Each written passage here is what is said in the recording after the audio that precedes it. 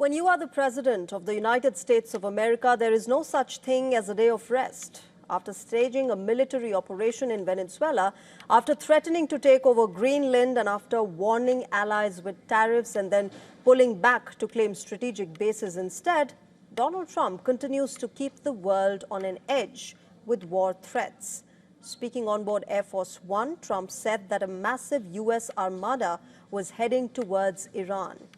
The president said that Washington was watching Tehran closely, even as he played down the chances of immediate military action. We have a big force going toward Iran. I'd rather not see anything happen, but we're watching them very closely.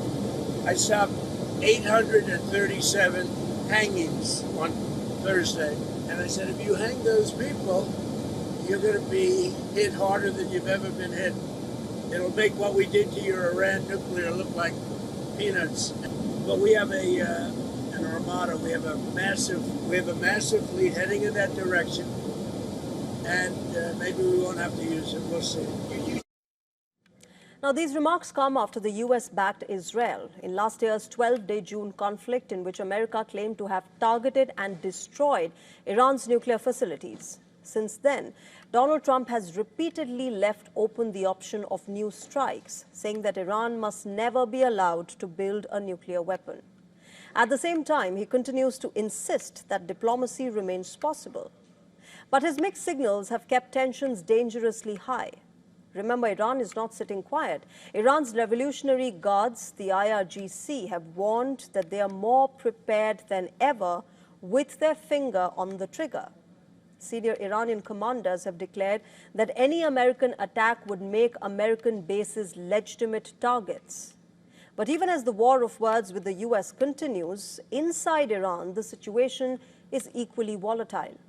The recent protests that have shaken the country, triggering a sweeping crackdown, continue to keep the country on an edge.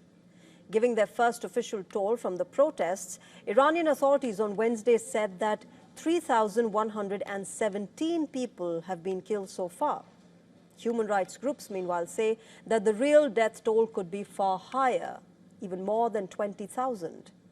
Thousands have been arrested and the internet has been shut down for weeks now.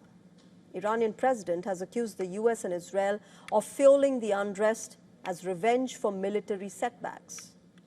Meanwhile, Donald Trump has swung between threats and restraint.